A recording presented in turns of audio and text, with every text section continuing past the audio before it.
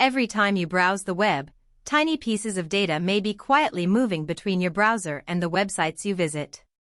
These pieces of data are called HTTP cookies, though you may also hear them called web cookies, browser cookies, or simply cookies.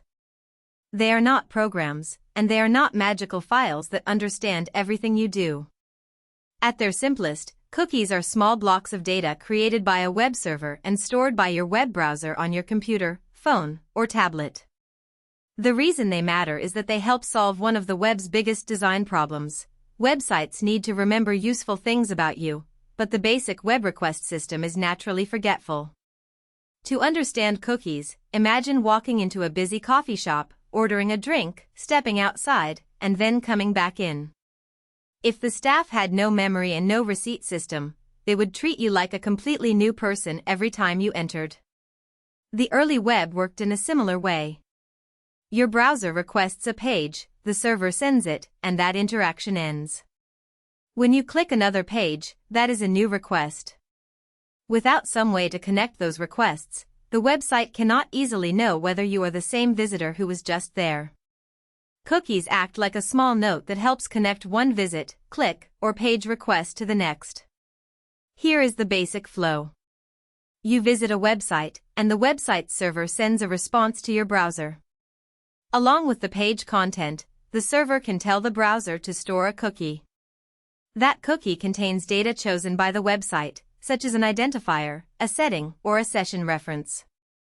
Later, when your browser requests another page from that same site, it can send the cookie back. This lets the server recognize the ongoing interaction. More than one cookie can be stored during a single browsing session, and cookies are placed on the specific device and browser you are using. A cookie on your laptop's browser does not automatically exist on your phone's browser unless some separate syncing or account system is involved. One of the most familiar uses of cookies is the online shopping cart. When you add a pair of shoes, a book, or a replacement charger to your cart, the website needs to remember that choice as you move from the product page to the checkout page. Without a cookie or another state-saving system, the website could lose track of what you selected after every click. A cookie may store a cart identifier, while the actual cart details live on the server. Or it may help the server connect your browser to a temporary shopping session. Either way, the key idea is the same. Cookies let a website maintain state, meaning they help preserve continuity across multiple requests. Cookies also support convenience features that many people barely notice because they feel automatic. A website may remember your language preference, your region, your display settings, or information you previously entered into form fields. Some systems can save names, addresses, passwords, or payment-related details for later use, though how this is done may involve browser autofill, account storage, cookies, or a combination of tools. The user experience benefit is obvious: fewer repeated steps, faster checkout, and less friction. But the trade-off is also important. Any system that remembers information has to decide what should be stored, where it should be stored, and how safely it is protected. Authentication cookies are especially important. When you log into an account, the website needs a way to know that future requests are still coming from your logged-in browser. Otherwise, you would have to enter your username and password again on every single page that contains private information. After a successful login, the server can issue an authentication cookie or session cookie. Your browser stores it and sends it back with later requests. The server then uses that cookie to confirm which account is associated with the session. In practice, this is one of the main reasons modern websites can keep you signed in while you move from your inbox to your settings to your billing page. But authentication cookies also explain why cookie security matters so much. If an attacker can steal or misuse a valid login cookie, they may be able to impersonate the user without knowing the password. The risk depends on many factors: how the website creates and protects the cookie, whether sensitive cookie data is encrypted or represented only by a random session token, whether the browser follows security rules, and whether the connection is protected. Web vulnerabilities can make this worse. Cross-site scripting can allow malicious code to run in a user's browser, potentially exposing data. Cross-site request forgery can trick a logged-in browser into sending unwanted requests. Cookies are useful, but they sit directly in the path between convenience and security. Not all cookies serve the same purpose. Some are essential to the operation of a site, like cookies that keep you logged in, preserve a shopping cart, or maintain a secure transaction. Others are more about measurement and behavior. A website may use cookies to record which pages were visited, which buttons were clicked, or whether a visitor returned later.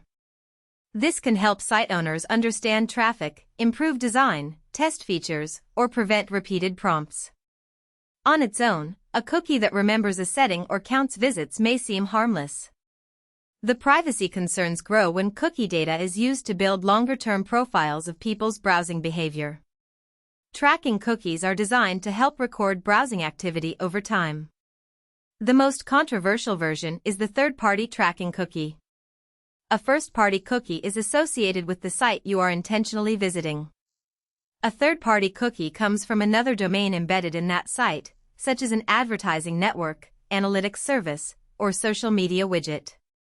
If the same third-party service appears across many websites, it may recognize the same browser as it moves from one site to another.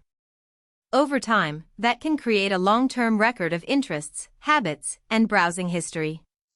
This is why cookies became a major privacy issue, not because every cookie is dangerous, but because some cookie systems can follow people across the web.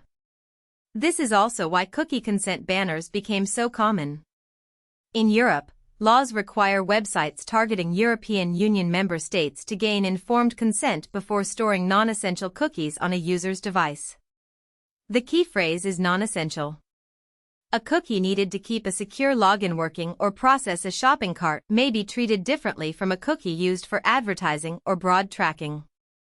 In the United States and other regions, privacy rules have also pushed companies to disclose more about data collection and give users more control. In theory, consent is meant to help people understand and choose what happens. In practice, many banners are confusing, annoying, or designed in ways that make refusal harder than acceptance. For everyday users, the practical question is not whether all cookies are good or bad. The better question is what a cookie is doing and who benefits from it. Essential cookies can make websites functional. Preference cookies can make them easier to use. Authentication cookies can prevent constant logins. But tracking cookies can contribute to detailed profiles that users may not expect or want. Most modern browsers offer controls to clear cookies, block third-party cookies, or limit cross-site tracking. Clearing cookies may sign you out of websites or reset saved preferences, so it is not always painless. Still, browser controls are one of the simplest ways to reduce unwanted tracking.